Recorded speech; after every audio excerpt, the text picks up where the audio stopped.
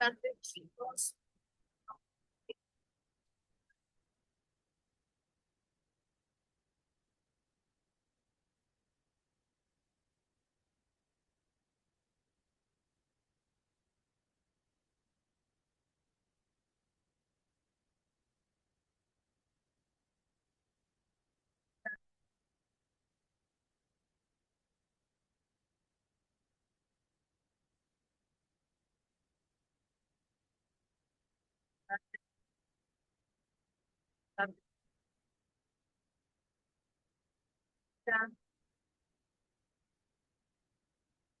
Doctora, está hablando, no se le escucha.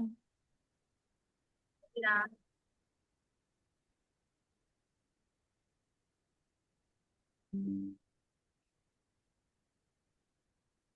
Creo que se le escucha muy, muy bajito, doctor.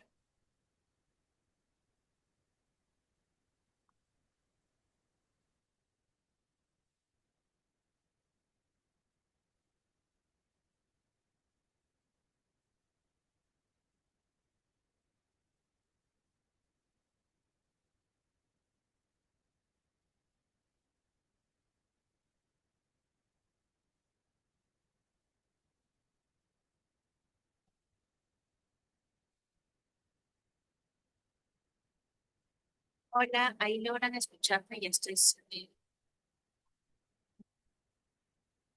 o igual. Se le escucha bajito, doctora. Hola, Sí, hola. doctora, se le escucha bajito, bien bajito. Déjame colocar Y entrecortado se escucha. los auriculares. Sigue igual. Hola, hola. Bueno, sí, doctor, yo lo escucho un poco entrecortado y bien bajito. Hablando es diciendo. Bien, hola, buenas tardes.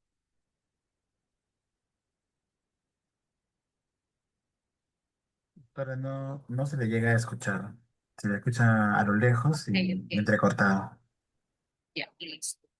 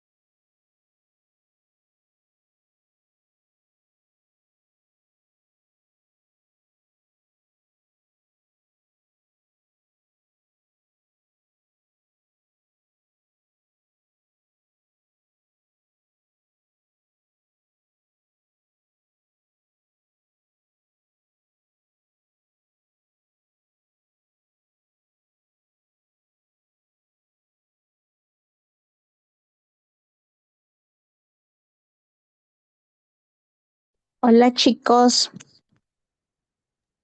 ¿me escuchan? Sí, doctora, ahora sí se le escucha bien. Ujú. Estoy conectada desde el celular con el audio y desde mi computadora con la proyección. A ver, vamos Mm, a ver cómo vamos así. ¿Listo? Me avisan cualquier cosita, ¿sí? ok, Bien. doctora, sí. Habíamos visto, chicos, gracias, Jocelyn. Habíamos visto, chicos, el día martes un casito a propósito de la introducción al tema de seguridad del paciente de por qué implementar una estrategia dentro de calidad denominada seguridad del paciente, ¿no? ¿Por qué? ¿Por qué se motiva? ¿Por qué resulta muy necesaria la implementación de una estrategia denominada seguridad del paciente? En el 2006, a propósito de tantos casos de denuncias, de decesos, inclusive de complicaciones quirúrgicas, es que la Organización Mundial de la Salud decide crear esta línea denominada seguridad del paciente y la lanza como la iniciativa Alianza Mundial para la Seguridad del Paciente, tal y como lo vemos aquí en la parte superior derecha. Así es que nace en el 2006 una primera línea de intervención dedicada al riesgo a mitigar el riesgo de infecciones asociadas a la atención de salud. Y la campaña se denominó Una atención limpia es una atención más segura. Fue una de las primeras iniciativas dentro de seguridad del paciente que nacieron y luego nació otra alianza mundial. ¿Por qué alianza mundial? Porque fueron más de 128 países quienes suscribieron esta alianza y se comprometieron a implementar estas líneas de intervención en sus países. Nuestro país también adoptó y es así que estableció políticas de calidad e inclusive empezó a diseñar el protocolo de cirugía segura salvavidas, que es el que actualmente lo utilizamos en los hospitales.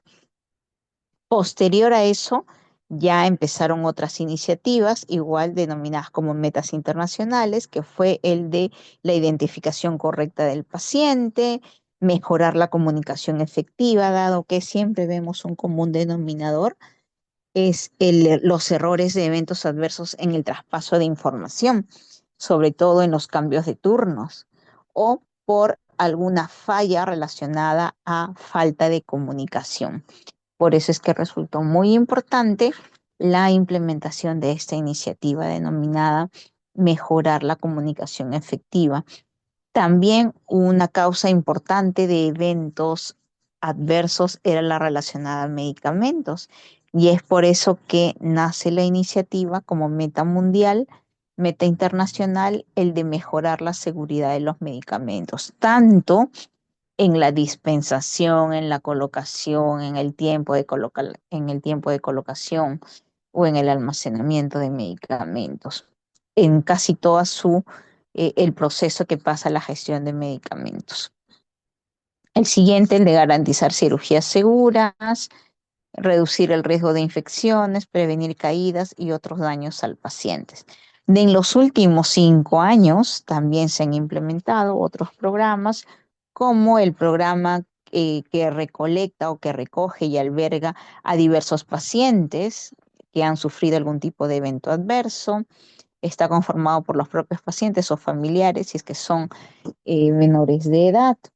El programa Soluciones sobre la Seguridad del Paciente, que trata de manera propositiva proponer o hacer llegar a las entidades de salud cuáles son esos errores que son advertidos por los propios pacientes, ¿no?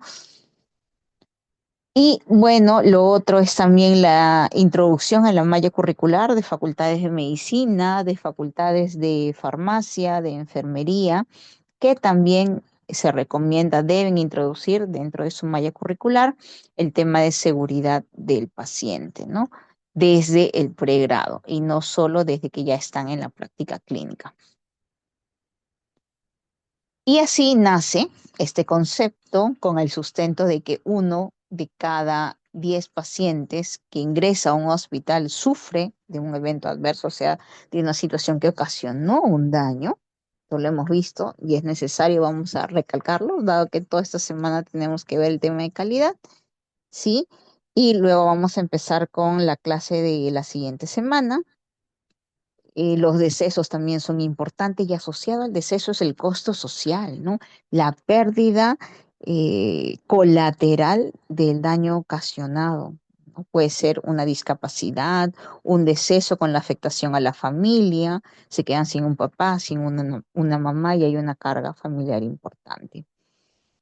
Esa también es una pregunta que suele ser también para residentado médico o para el ENAM. El evento adverso es una cosa y el suceso adverso es otra cosa. El suceso adverso acapara dos conceptos. Uno, el incidente, y el otro es el evento adverso. Y lo volvemos a repetir porque en la teoría, en la práctica también es importante que diferencien estos dos conceptos. El incidente es un error que hubo, pero que finalmente se detectó a tiempo y no termina en un daño al paciente, mientras que el evento adverso siempre termina ocasionando un daño, sea leve, sea moderado o sea severo. Ambos, de manera conjunta, son los sucesos adversos. Ahora solo vamos a hablar de aquel que ocasiona un daño, ¿sí? Que es el evento adverso. El evento adverso se clasifica de diversas maneras según el grado, leve, moderado, severo, severo que puede terminar en una muerte. Y hay otra clasificación que es según si es evitable el evento adverso o no.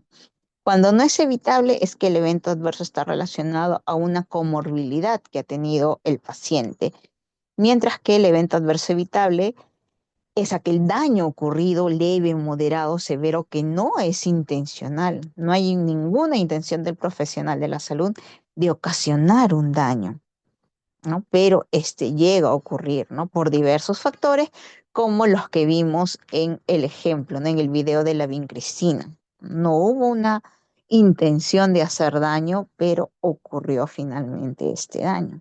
Y no es por una patología de base del paciente. Hay otra clasificación más importante que es según el origen del evento adverso. Y acá tenemos a los eventos adversos relacionados a la gestión de medicamentos, que puede ser por una medicación incorrecta, dosis incorrecta aplicada al paciente, la vía incorrecta, como lo que pasó en el caso del uso de la vincristina, reacciones adversas a fármacos, ese está relacionado al evento adverso relacionado a la patología del paciente, porque hay un paciente que puede ser de hipertermia maligna, ¿no? Que ya nace con ese gen, con esa condición. Otro error por evento adverso es la omisión de una dosis crítica necesaria para un paciente como el de un caso que vimos. Y la siguiente clasificación dentro de estos tipos según origen son aquellos relacionados a un proceso quirúrgico, que puede darse un error por operar en el lugar equivocado, por conllevar a una infección del sitio quirúrgico, por olvido de un cuerpo extraño, de una gasa. Otro tipo de evento adverso relacionado a procedimientos médicos, como la perforación de un órgano en una histerometría, por ejemplo, puedo perforar un intestino, o en una polipectomía también puedo perforar el intestino grueso, en hemorragias, complicaciones por procedimientos masivos también. Otro evento adverso, según su origen, son los eventos relacionados a un diagnóstico erróneo, a una interpretación incorrecta de exámenes de laboratorio o de otros exámenes de apoyo al diagnóstico, o por simplemente retrasar, una vez que yo tengo el diagnóstico, retrasar el inicio del tratamiento. Según origen, también tenemos los eventos adversos relacionados a fallas con el equipo, está malogrado o no existe. El otro asociado a infección intrahospitalaria y el otro relacionado a los cuidados, donde encontramos las caídas por falta de cuidado del personal de la salud o del familiar que puede acompañar si es un adulto mayor o una persona dependiente como menor de edad, o las lesiones por movilización inadecuada, las úlceras por presión, por ejemplo. ¿no? Son todos los tipos de eventos adversos según su origen. También habíamos comentado del estudio del cual participó nuestro país, Perú, un estudio relacionado a poder identificar cuáles son esos eventos adversos más prevalentes en hospitales de Latinoamérica. Participó en nuestro país el Hospital 2 de Mayo, el Rebagliati, ¿sí? Quienes aportaron con la data, ¿no? Igual dejaron entrar a los especialistas del estudio y los especialistas iban recolectando la información según la presentación del evento adverso. Y aquí cambió el chip, ¿no? Porque usualmente se suele ocultar la información cuando sucede un evento adverso. Pero lo que se busca aquí es poder, por el contrario, recolectar información y que esta información sirva para que no vuelva a ocurrir el evento adverso. Eso es lo que busca toda acción de calidad, pregunta de examen. No busca sancionar, encontrar un culpable. Lo único que se busca es poder identificar la causa, mitigar la causa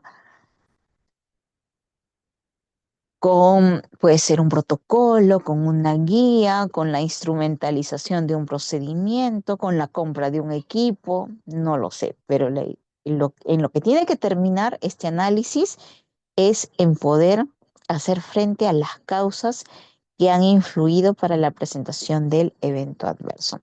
¿Y qué se encontró? Que un 60% de los eventos adversos de todos los hospitales de Latinoamérica que participaron en este estudio, el 60% de ellos era considerado como evitable. Estaban relacionados a inacciones, a falta de instrumentalización, a falta de un insumo, de un producto, a falta de capacitación del personal. Y además no fue distante la prevalencia de eventos adversos. Coincidía con la data internacional, que era 1 de cada 10, porque se encontró que el 10,5% de todos los pacientes que acudían presentaban un evento adverso. Este estudio lo que arrojó, ¿sí? Eh, y también mencionar que dentro de los eventos adversos más frecuentes se tenía las neumonías intrahospitalarias, las infecciones de herida del sitio quirúrgico, las úlceras por presión, los eventos adversos relacionados a procedimientos, sepsis, con aproximadamente un 36,2% de los eventos adversos identificados. El resto de eventos adversos no fueron identificados, ¿sí? Esto ya lo hemos visto. Estas medidas son importantes. A propósito del caso que vimos, existen así, por cada una de las líneas de seguridad del paciente, cirugía segura, higiene de manos, ya existen un sinfín de estrategias que adoptan los hospitales para reducir la presentación de errores, de eventos adversos. Y aquí se listaron algunos de ellos. Dispensación segura, varios checklists, eh, los cinco, los 5 correctos, también paciente correcto, el medicamento correcto, la dosis del medicamento correcta, la hora aplicada de manera correcta y la vía utilizada de manera correcta. Es como un recordatorio que se coloca dentro de las paredes del servicio de enfermería, de la sala de estar de enfermería, para que tengan en cuenta siempre que tienen que pasar por su mente, ay, este es el paciente correcto que le toca este medicamento, sí, un check. Este es el medicamento correcto que le tengo que aplicar a las 7 de la noche, sí, correcto, lo aplico. Esta es la dosis correcta que debe de aplicarle, sí, correcto, lo aplico. Y así la hora y la vía correcta. Y también habíamos presentado el martes una lista de servicios donde yo puedo implementar una serie de estrategias para hacer frente a los eventos adversos, para mitigar su presentación. La unidad de cuidados intensivos debe fortalecer mucho en tema de seguridad del paciente, la higiene de manos, la vigilancia de infecciones asociadas a la atención de salud, de verificar medicamentos de alto control, de alto riesgo, de hacer un checklist diario de los dispositivos invasivos cómo se están usando, con quién se están usando y si se está usando de la manera correcta para reducir al mínimo las infecciones. El centro quirúrgico también, la lista de verificación de cirugía segura,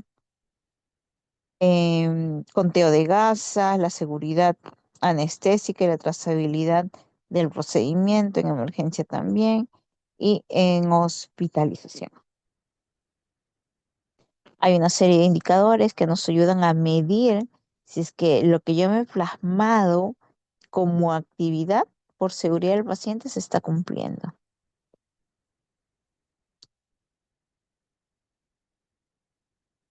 Y es importante que conozcan también que existe un plan de acción mundial establecido por la Organización Mundial de la Salud, de la cual Perú forma parte,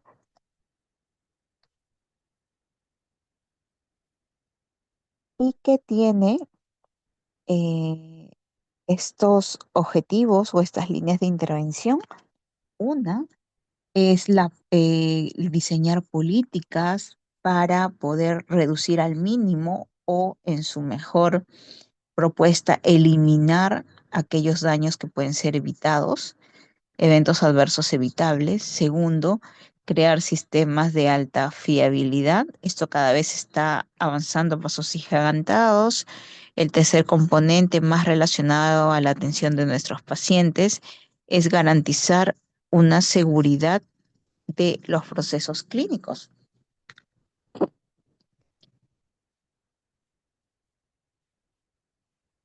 El involucramiento de las familias, lo habíamos comentado también. Capacitar al profesional de la salud en materia de seguridad del paciente, el informar, el investigar y el poder implementar medidas para gestionar los riesgos asociados a la atención salud. También es otra línea de intervención importante en este plan de acción mundial, y hacer sinergia entre instituciones públicas, con instituciones privadas, con la comunidad, para poder de manera conjunta establecer, diseñar estrategias para reducir la presentación de eventos adversos.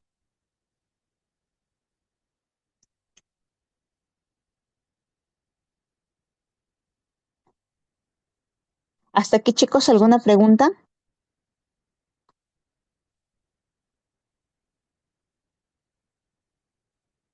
Vamos a pasar rapidito lista, por favor.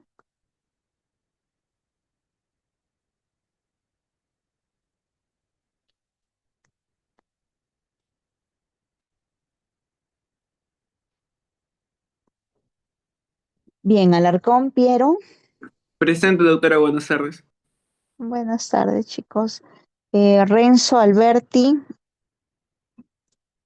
Alison Vega, Doctora, disculpe, Ale- alegría presente. Alison Alegría, te Sí, cambié de doctora. apellido. Alejandra Alonso, Marta Araujo, Víctor Ayala. Presente, doctora, buenas tardes. Gracias, Víctor. Te estaba ya poniendo falta. Listo. Leslie Sorda. Presente, doctora, buenas tardes. Gracias. Helen Bauman, Irma Bedriñana,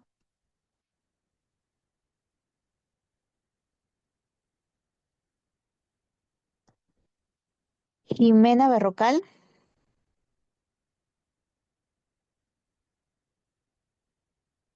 Robert Buleje.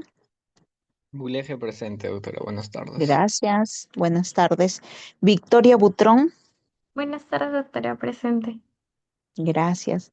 Samantha Cabrera. Presente, doctora, buenas tardes. Gracias. Gloria Carpio. Presente, doctora, buenas tardes. Buenas tardes, chicos. Catherine Chirinos.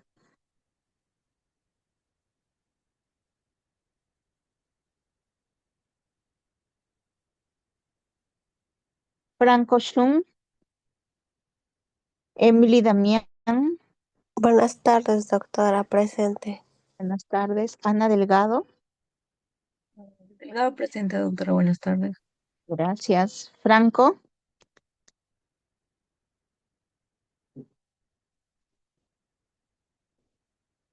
Rodrigo Grandes. Grandes presente, doctora. Buenas tardes. Gracias, Rodrigo. Jorge Inostroza. Presente, doctora. Gracias. Sharon Presente, Guaya. doctora. Buenas tardes. Buenas tardes. Dorca Huamancayo. Presente, Dorcas. doctora. Buenas tardes. Huamancayo presente. Gracias. Ya, listo. Gabriela Hidrogo. Doctora. Buenas tardes. Buenas tardes. Sara Laura. Presente, doctora. Buenas tardes. Buenas tardes. Rocío Loaiza. Presente, doctora. Buenas tardes. Hola. Roberto López. Jimena Luque. César Moreno. Moreno presente, doctora, presente. Hola. Listo. Carmen Najarro.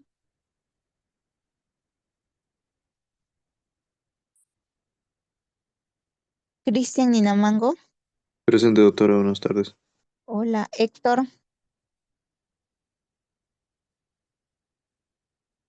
Santiago. Presente, doctora. Buenas tardes. Buenas tardes. Daniela Oriundo. Presente, doctora. Buenas tardes. Hola, Daniela. Daisy Palomino. Presente, doctora. Buenas tardes.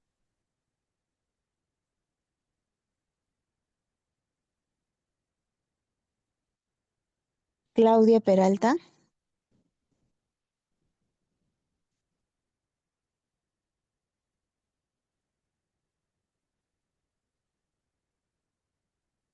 Fátima Ponce. Presente, doctora. Buenas tardes. Hola, buenas tardes. Nicolás. Presente, doctora, buenas tardes. Fiorella. Presente, doctora. Buenas tardes. Muy bien. Jorge. Presente, Jorge doctora, buenas está tardes. listo. Ian. Vilma. Presente, doctora. Buenas tardes. Blanca. Me parece que se ve a Blanca. Blanca. Presente, doctora. Blanca Vega. Sí. Blanca Vega. Miley Vega. Presente, doctora. Buenas tardes. Listo. Cintia Vélez Moro. Presente, doctora. Buenas tardes. Ana Lucía Villena. Presente, doctora. Buenas tardes. Rodrigo Vizcarra. Presente, doctora, buenas tardes. Hola, buenas tardes. Andrea Zavala. Sala presente, doctora. Buenas tardes. Buenas tardes. Ya. Voy a llamar a los que tienen falta. A ver si ya llegaron. Ian Sánchez. Claudia Peralta. Santiago Ordóñez. Héctor Ochoa. Presente, doctora, buenas tardes. Ay, Héctor, si estabas. ¿Héctor o Santiago? Héctor, ¿no? Héctor, doctora, Ochoa. Ah, ya, listo.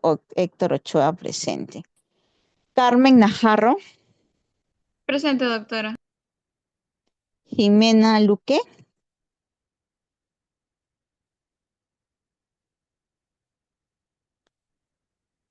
Roberto López.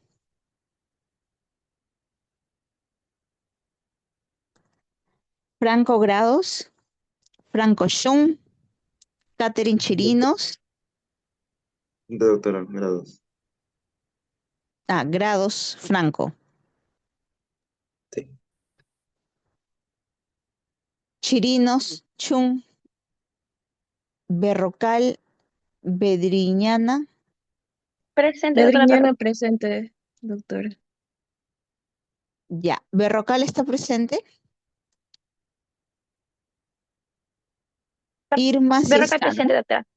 ¿Perdón? ¿Berrocal también? Irma también, ¿no? Sí, doctora. Listo. Helen Bauman. Tiene falta. Marta Araujo tiene falta. Alejandra Alonso tiene falta. Y Renzo Alberti tiene falta. Ya. Son los únicos que tenemos falta. Listo. Ya, ahora sí continuamos. Permítame proyectar un ratito. Mm,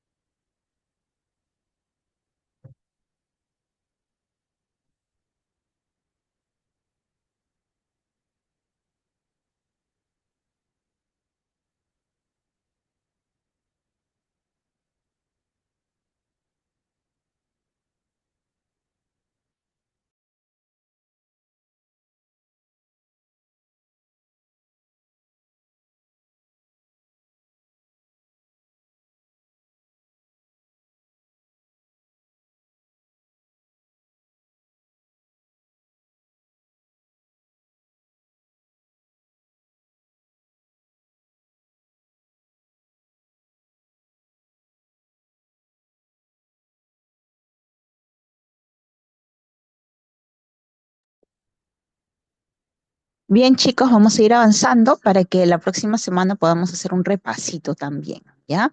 Les comentó o les comento de una vez que hemos coordinado con el grupo número 1 para adelantar la última semana que tocaba el examen. El examen se va a realizar el 2 de diciembre, ya no la segunda semana de diciembre. ¿Sí? Esto para comunicarlo de manera ya oficial, va a ser el 2 de diciembre, martes 2 de diciembre, nuestro examen. Es decir, nos queda solo esta semana para terminar con todos los temas. Este es nuestro último tema, gestión de riesgos frente a desastres.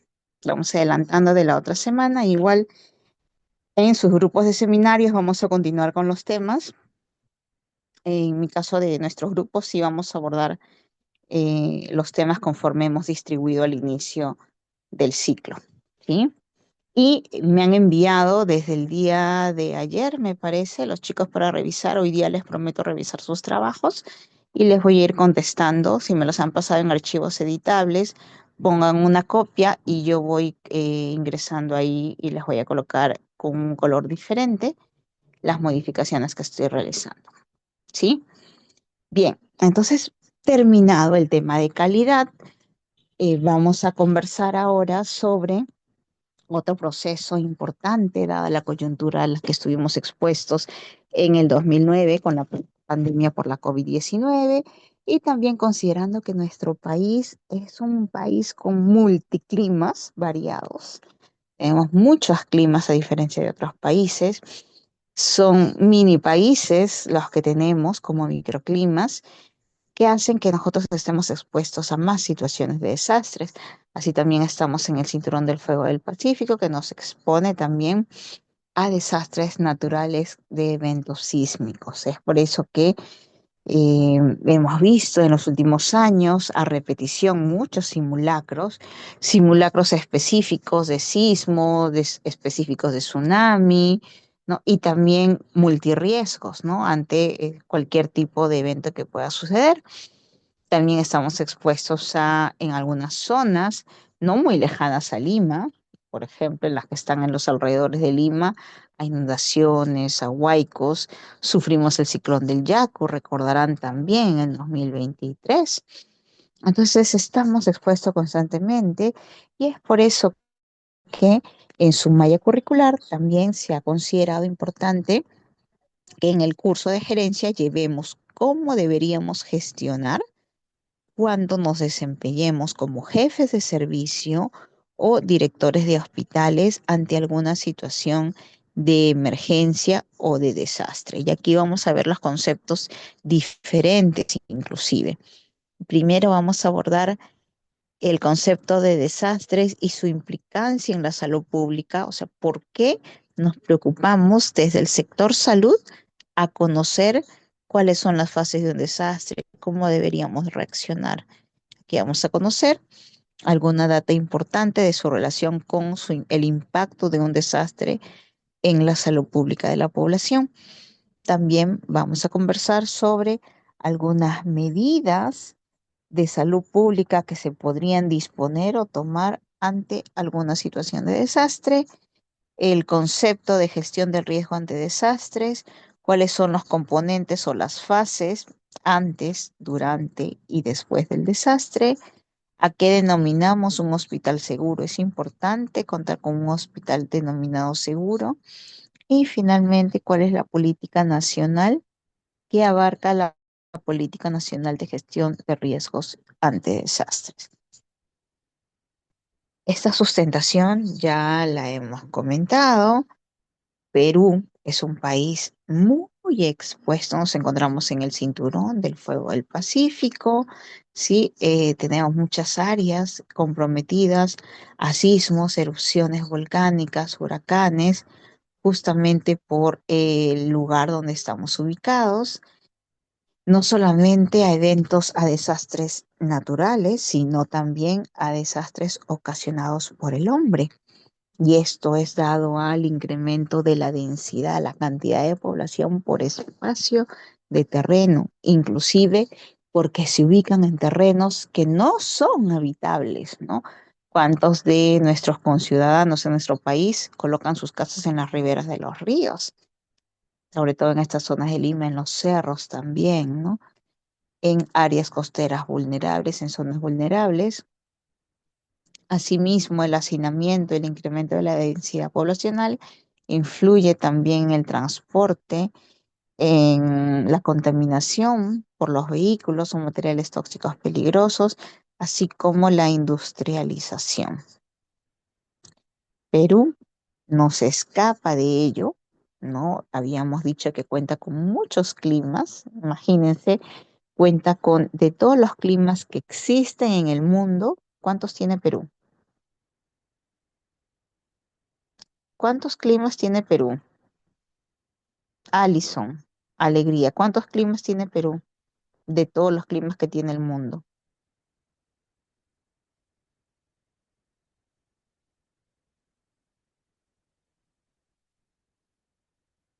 Ana Lucía Villena, ¿cuántos climas tiene el Perú?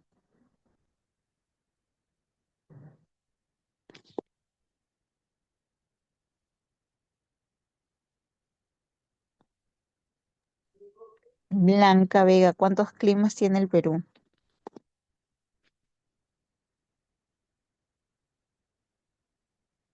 El Perú cuenta con 28 de 32 climas, es un número importante. Miren, esta característica de contar con muchos climas lo expone también a la población, impacta en la salud.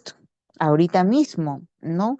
La variedad del clima está impactando en la aparición de virus, inclusive en el hecho de que los virus tengan cada vez mayor resistencia también, ¿no? El otro riesgo del Perú no solo es el clima, sino el hecho que se encuentra en el borde suroriental del Océano del Pacífico, es decir, forma parte del cinturón del fuego del Pacífico, donde hay volcanes, en Arequipa, por ejemplo, ¿no? Que hace de que las placas también se desplacen y que tengamos esa predisposición a tener sismos de manera constante, como Chile, el alto nivel de vulnerabilidad por las condiciones de pobreza y la gran variedad de potenciales peligrosos que han llevado a la población a convivir a lo largo de su historia en múltiples escenarios de riesgo, sea por el clima o sea por el territorio.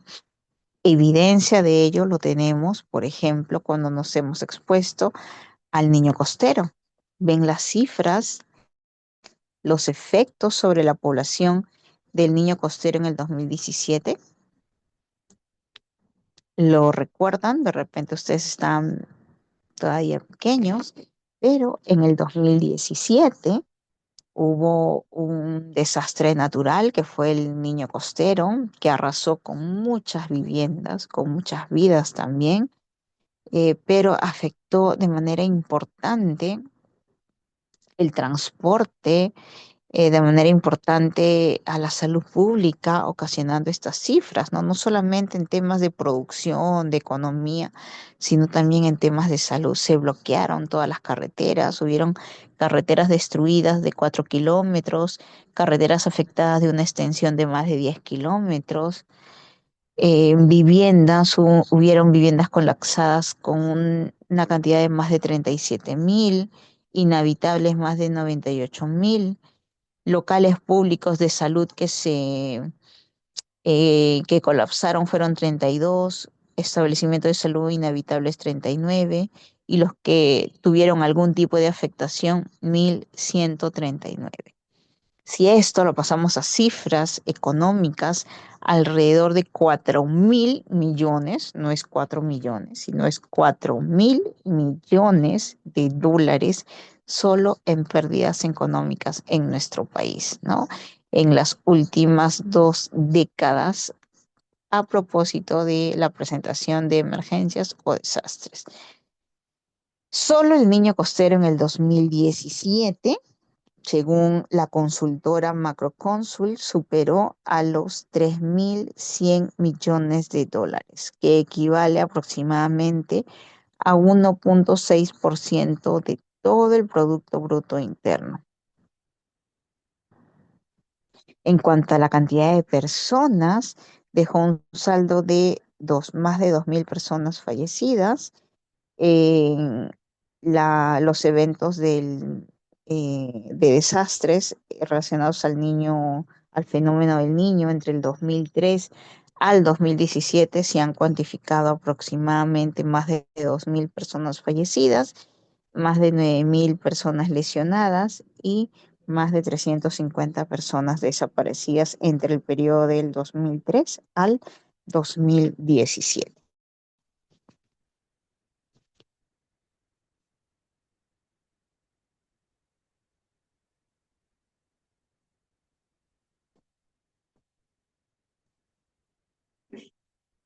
Pregunta de examen también, tener bien claro, jóvenes, la diferencia entre una situación de emergencia y un desastre. Son conceptos diferentes. La emergencia es una situación que ocurre ante algún sismo, un incendio, pero que puede ser manejada por la comunidad local, por las instituciones locales. Si ocurre un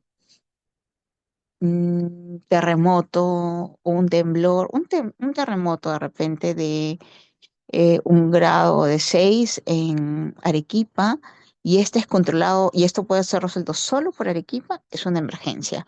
Pero si el daño es tan importante, la afectación es tan importante que supera la respuesta local de Arequipa, ya se convierte en una situación de desastre, porque supera la capacidad de respuesta del lugar que ha sido afectado y requiere del apoyo de jurisdicciones que están a su alrededor o inclusive de apoyo internacional. Esa es una diferencia clara entre una emergencia y una situación de desastre. Ambas se generan por alteraciones en las personas. Obviamente el desastre es una alteración más intensa. Ambas afectan la economía, sistemas locales, ¿no? Sistemas sociales, perdón. Ambos afectan de alguna forma el medio ambiente, pueden ser causados por una situación de desastre natural o por un evento antrópico ocasionado por el hombre. La diferencia principal es que la emergencia puede ser resuelta con los actores locales de la zona afectada, mientras que el desastre requiere ayuda externa. Desde 1900 se han reportado una serie de eventos de gran impacto denominados como desastres que han necesitado el apoyo de otros países. Huracán de 1900 en Estados Unidos, terremoto de 1990 en Irán, el de 76 en China, y aquí vemos la cantidad aproximada de víctimas. Los últimos, el del 2010 en Haití, considerado como desastre, que necesita un apoyo internacional, con 316.000 aproximadamente víctimas.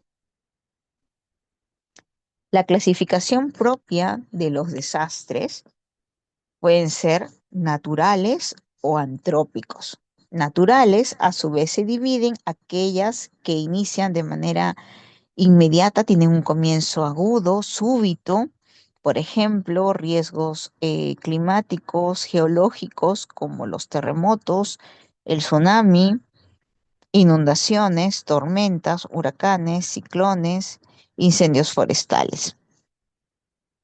Este rubro de desastre natural, de impacto súbito, se considera también a los desastres producidos por enfermedades epidémicas como la pandemia por la COVID-19. Dentro de los desastres naturales, así como existen de impacto súbito, también tenemos los de inicio lento crónico, como por ejemplo las sequías, las hambrunas, exposición a sustancias tóxicas que de poco a poco, año a año, van produciendo algún daño, la deforestación, la infectación por plagas. Así como tenemos los desastres que son naturales, tenemos los desastres ocasionados por el hombre. Y a su vez todos los podemos clasificar aquellos desastres ocasionados por el hombre de manera industrial, tecnológico, como fallas en sistemas, accidentes químicos, radiación, derrame, petróleo, por ejemplo, que ocurrió hace algunos años acá en nuestro país en Ventanilla, explosiones, incendios, terrorismo. Causado por el hombre también tenemos los accidentes de tránsito, que pueden ser también colisionados por trenes, por buses, eso estamos expuestos también nosotros de manera constante, pero como saben, la definición importante es que la diferencia entre emergencia y desastre es que el desastre, la respuesta puede ser resuelta por la comunidad local. Eso es una emergencia, mientras que cuando ya supera la respuesta local, necesita sí o sí de un apoyo de las jurisdicciones colindantes o apoyos internacionales, ya se denomina un desastre. Hay emergencias dentro de las causadas por el hombre, hay algún tipo de emergencias denominadas complejas, donde encontramos a las guerras, las contiendas civiles, como lo que ha vivido nuestro hermano país de Venezuela, que se catalogan también como un tipo de desastre. ¿Cuáles son los efectos generales? Antes de hablar de manera específica de algunas complicaciones de los desastres que pueden repercutir en la salud pública de la población, vamos a hablar de efectos generales de los desastres, es decir, aquellos daños que han superado la respuesta local por su impacto, por la magnitud. ¿Qué efectos generales ocasionan, pero en la salud pública, ya en lo que nos compete a nosotros como salud? ¿Cómo han impactado los desastres en la salud pública? Uno, en la atención hospitalaria. Algunos desastres han generado que se cierren los hospitales o que se cierren establecimientos de salud. Por ejemplo, la COVID al inicio. Cerraron todos los establecimientos de primer nivel de atención. No sé por qué lo cerraron, porque hubiera sido un importante punto de contención. Pero bueno, eso pasó. Hay una afectación hospitalaria porque de repente ya no me dedicaré a lo que dice mi plan operativo, sino atenderé solo COVID.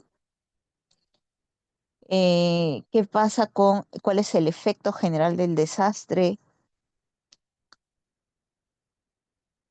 en la atención hospitalaria? Es que pueden afectar la infraestructura de hospitales y pueden ocasionar que se cierre, ¿no? Que se cierre y se afecte la continuidad de atención de los pacientes. En la atención primaria también, la COVID-19, por ejemplo, cerró hospitales para el tema de vacunas, recordarán ustedes, para controles de gestantes, para controles de niños, ¿no? Por lo tanto, hay un impacto también de los desastres en las actividades importantes de prevención de enfermedades y de promoción de la salud. Ello hace que se incremente el riesgo de morbilidad y de mortalidad en las comunidades, impactando en la salud pública de la población. En medio ambiente, también algunos desastres pueden desencadenar efectos adversos, incendios, por ejemplo, o el riesgo que se tiene también por el ambiente para enfermedades transmisibles. En salud mental, hay una afectación de los desastres, no de las emergencias, hay una situación de los desastres. Muchas personas pierden sus familias completas o pierden totalmente sus casas y ocasionando un trastorno en el comportamiento social o psicológico. En nutrición también los desastres pueden causar una disminución de alimentos con severas consecuencias nutricionales y también la alta demanda por las migraciones también, ¿no? Estos movimientos poblacionales de manera importante genera la saturación de los servicios, ¿no? Hace de que el personal de la salud no pueda resolver los problemas propios de la población por la alta demanda, ello que conduce a un incremento de la morbilidad y la mortalidad porque las personas no están recibiendo la atención de manera oportuna por este movimiento poblacional en masa. Cuando empezó a haber o cuando hay migraciones, por los motivos que fuere, suele ocurrir esa afectación de los principales servicios públicos, educación, salud. Ya, ahora vamos a ver los efectos por rubros, ¿no? Algunos efectos por rubros de la afectación de un desastre en la salud pública.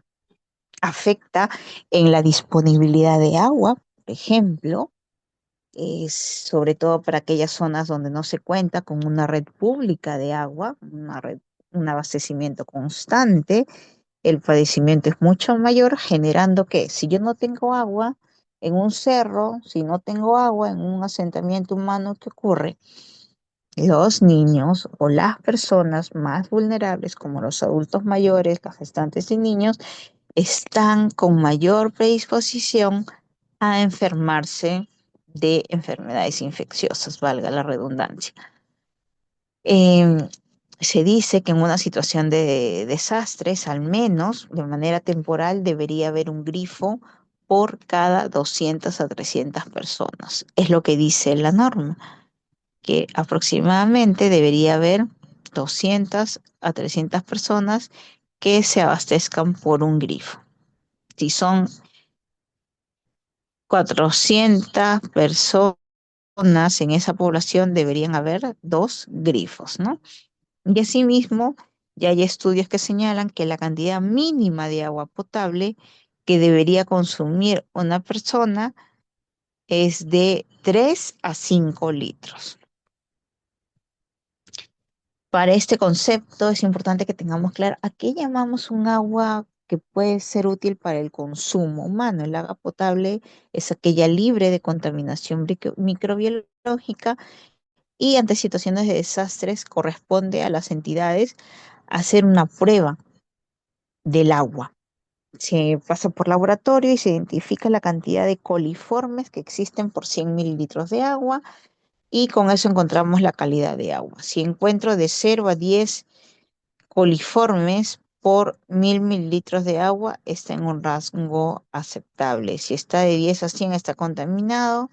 Si está de 100 a 1000 es un agua peligrosa para el consumo.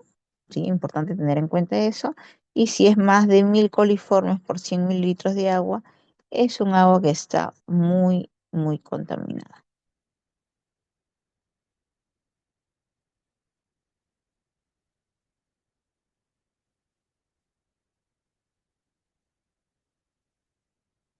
Perdón, se pasó. Ya. Otro impacto en la salud pública es la aparición de enfermedades infecciosas. Si hay afectación del agua, obviamente conlleva a la presencia de enfermedades infecciosas. ¿Qué enfermedades? Aquellas transmitidas de persona a persona, como por ejemplo el sarampión, meningitis. Y encima, si se cerraron los puntos de atención de vacunación, sea por colapso, sea por afectación X mínima, hay una afectación del establecimiento de salud, generando y propiciando la aparición de sarampión, meningitis, tuberculosis, no asociado con desastres naturales, ¿no? La tuberculosis no está asociada, perdón, con desastres naturales. No se han encontrado estudios de asociación de presentación de esta enfermedad con un desastre natural. ¿Qué otras enfermedades sí se han encontrado estudios que están presentes? Las enfermedades diarreicas, todas las de transmisión entérica, hepatitis incluida, y aquellas transmitidas por el vector malaria, dengue también, chikungunya, Zika. En epidemias, ¿qué encontramos? Las epidemias se transmiten por enfermedades transmisibles, son raras después de un inicio rápido del desastre natural, a menos que un gran número de personas sean desplazadas de sus hogares y ubicadas en otro lugar que tiene unas condiciones insalubres, ¿no? O es un área muy hacinada. Por eso es importante, cuando yo realizo el desplazamiento, cuando hay un incendio aquí nada más en Lima y lo desplazo a otro lugar, lo primero que tengo que garantizar es que el espacio sea lo suficientemente grande para evitar que el hacinamiento. Muchos lugares, muchas veces cuando yo traslado a personas que es una cuadra, como este incendio en Pamplona, ¿no? Felizmente lo trasladaron a todos los damnificados a un estadio, es abierto, el contagio, el resfrío se mitiga, ¿no? Con este espacio, las condiciones de un espacio abierto, fue un estadio, recuerdo.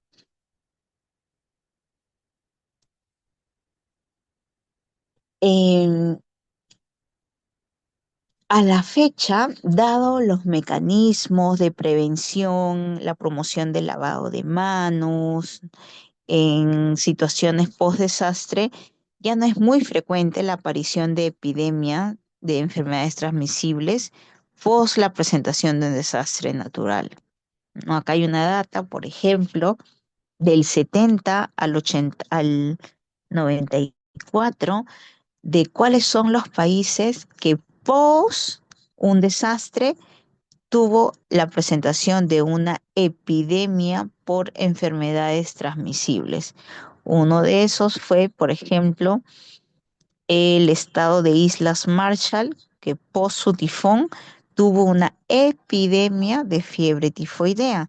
En Sudán, post una inundación inmensa en 1988, tuvo una epidemia de enfermedad diarreica y malaria, ¿sí?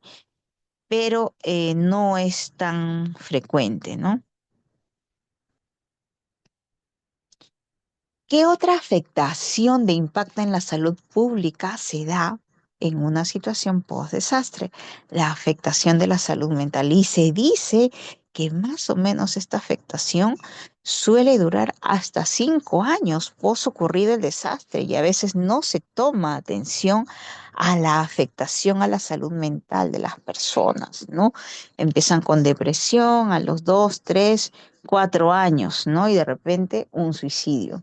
No se hizo un trabajo frente a este estrés postraumático que se tuvo. Es importante también.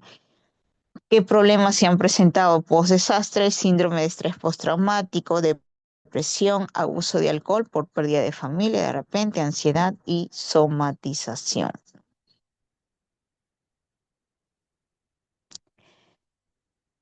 Relacionado a temas de nutrición,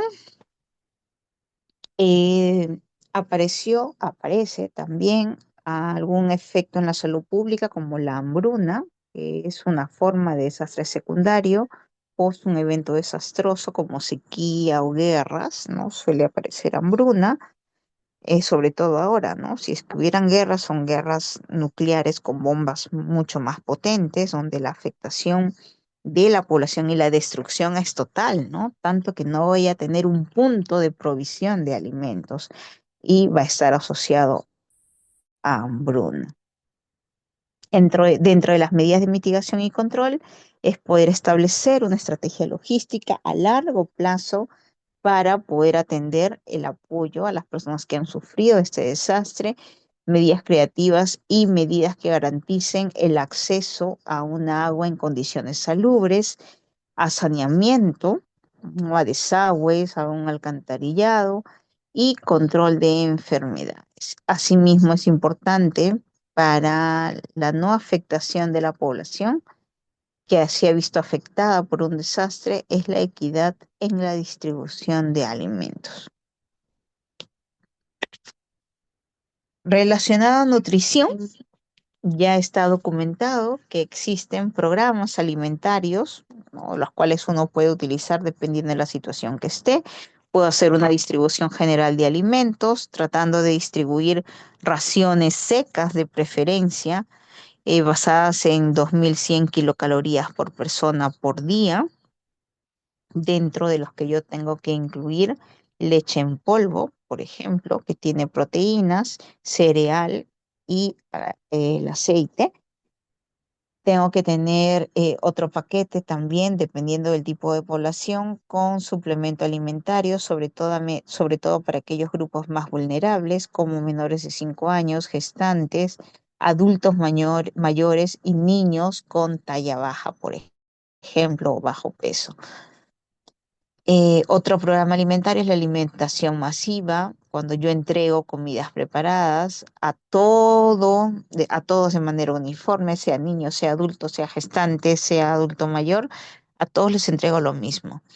Y hay otro programa de alimentación terapéutica, por el cual yo proveo también de suplementos que se ingresan de manera enteral, ¿no? Sobre todo para casos de niños y adultos con severos signos de desnutrición.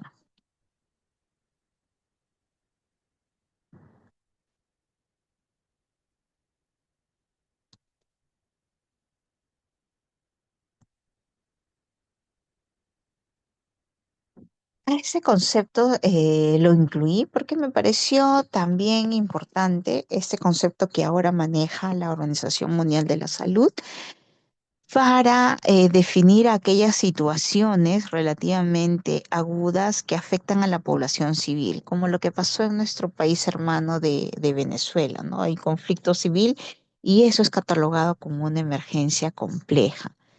Se emplea para describir situaciones relativamente agudas que afecten a grandes poblaciones civiles o una combinación de guerra o conflicto civil, es decir, personas comunes eh, de condición común que están expuestos o que forman parte de estos conflictos civiles, ¿no? No es una guerra de por sí, sino un conflicto civil donde personas naturales forman parte de huelgas, marchas, reclamos, y está asociada a una reducción de la entrega de alimentos, además está asociado a desplazamiento importante, migración de las personas de su país. ¿Qué factores afectan la ocurrencia y la severidad del problema? Como lo que vemos ahora frecuentemente, ¿no? La inestabilidad política genera una reacción en la población, el abuso de derechos humanos que conllevan y promueven la presencia de revueltas civiles y la violencia con fines de encontrar algún tipo de justicia.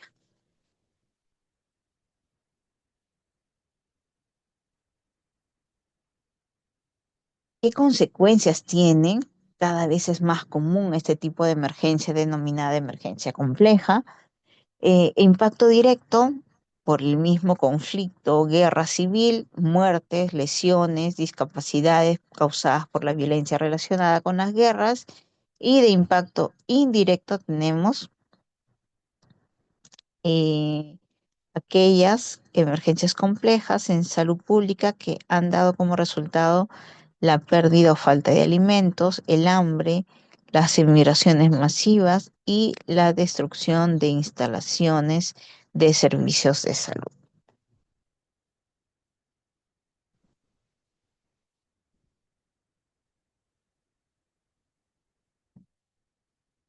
Existe, chicos, esta política no solamente a nivel mundial, la OMS, la data que he mostrado es data de la Organización Mundial de la Salud. Y ahora vamos a mostrar qué data tenemos en nuestro país, ¿no? Justamente tenemos planes, no tenemos, quién lo formula, qué contiene, qué dice que deberíamos hacer. Eso está plasmado en la política de gestión de riesgos de desastres de salud. Y en esta gráfica podemos ver las diferentes, chicos, los diferentes riesgos a los que estamos expuestos dependiendo de la zona donde vivimos, donde nos encontramos. En la costa estamos expuestos, por ejemplo, a la presencia de tsunamis, post-terremotos, maremotos, a lluvias, cuando ocurre el fenómeno del Niño sobre todo, con posterior presentación de inundaciones. Las altas temperaturas también podrían agudizar aún más problemas y la presentación de la copresentación de sequías, ¿no? Y poner en riesgo inclusive no solamente a personas en enfermedades, sino poner en riesgo la vida, ¿no? Y no solamente la vida de las personas, sino también la vida de la flora, de la fauna, que depende de su ciclo y su hábitat natural. Ya habíamos mencionado que Perú forma parte del Círculo del Fuego del Pacífico, la costa peruana sobre todo, ¿sí? La costa sur, con una zona importante de actividad volcánica que a su vez lo expone a presentación de sismos, dado que se encuentra en contacto también entre las placas de Nazca y Sudamérica.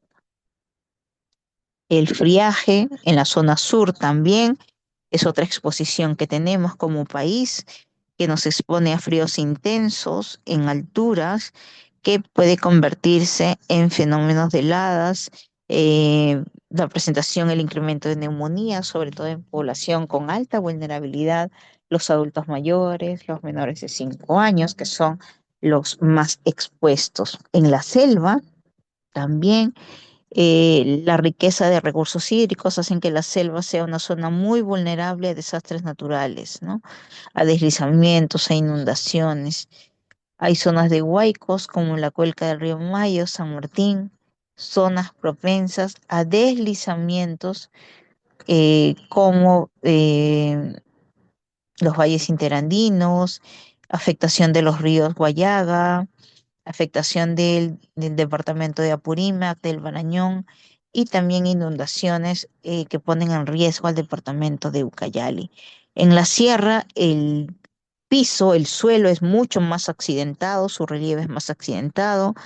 La altitud hace que esta región de la sierra esté expuesta a huaicos, aluts, deslizamientos, actividad volcánica, heladas, las lluvias intensas en los meses de diciembre a marzo ocasionan, ya sabemos, inmediatamente la presentación de huaicos con afectación a las comunidades.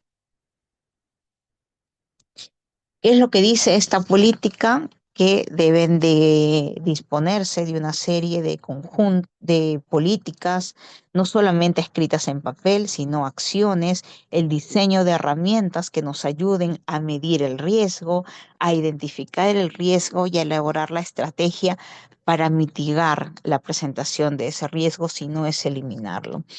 Es un conjunto de políticas también dirigidas a diseñar metodologías que nos ayuden a la prevención de enfermedades, a la mitigación que realice la Gerencia Regional de Riesgos, la Gerencia Regional de Desarrollo Social en los municipios, son los que están más involucrados a la implementación de acciones dentro de este marco de gestión de riesgos de desastres para mitigar principalmente. Eso es lo que busca, ¿no?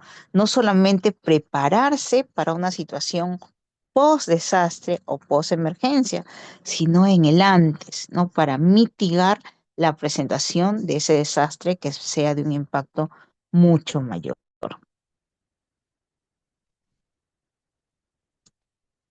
Y nos vamos a quedar con esta diapositiva que habla de los componentes de la gestión del riesgo ante desastres, ¿no? Hay un componente que inicia, que es el de prevención, ¿sí? ¿Qué medidas o qué acciones yo puedo listar listar para impedir o evitar que eventos causen desastres? ¿Sí? Puedo hacer, por ejemplo, la zonificación con rojo de zonas críticas para que la gente no pase por ahí. Puedo dedicarme a hacer vigilancia epidemiológica porque veo que acá hay un vector en riesgo de malaria o de dengue, el Aedes aegypti. cutis, ¿no? Y detecto y empiezo a hacer una vigilancia epidemiológica. Esas son las medidas preventivas. Luego vienen medidas de mitigación cuando ya ejecuto, cuando ya hago alguna acción, como por ejemplo reforzamiento estructurales de hospitales. Yo ya hice mi diagnóstico que está dañado, que esta pared es posible que se caiga en un sismo de magnitud 7, ¿no? En la escala de Richter. Puede ser que se caiga. Yo ya detecté eso. ¿Y qué estoy haciendo? No es solo detectarlo, sino ¿qué hago? ¿Qué hago? Hago un proyecto de mejora, lo hago con caja chica, hago con mi personal de mantenimiento, ese reforzamiento de muros, ¿qué hago? Ese reforzamiento estructural de hospitales, almacenamiento de insumos, forma parte de la fase o el componente de mitigación, joven, ¿sí? También tenemos otra fase de preparación, que son las medidas y acciones que voy a diseñar para reducir al mínimo la afectación y la consecuente pérdida de vidas y daños a las instalaciones.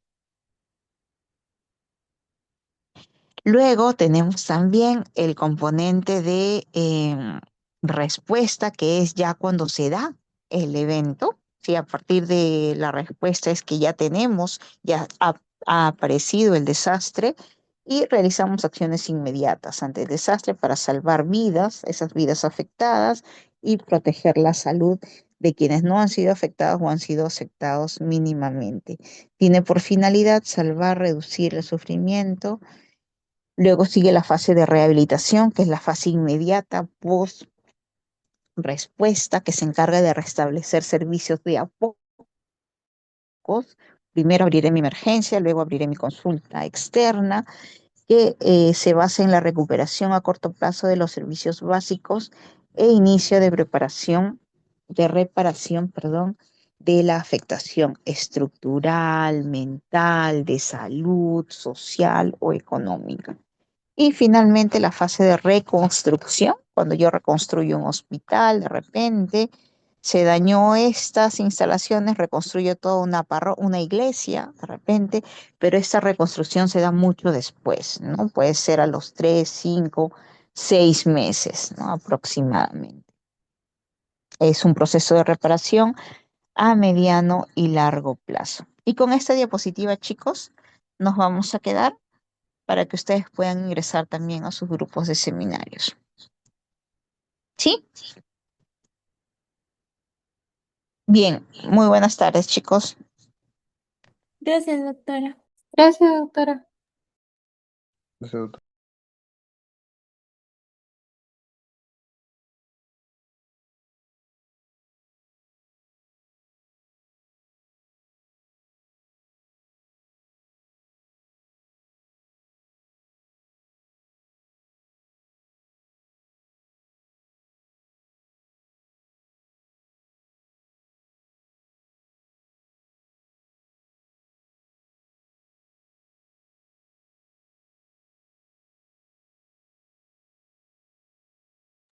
Doctora.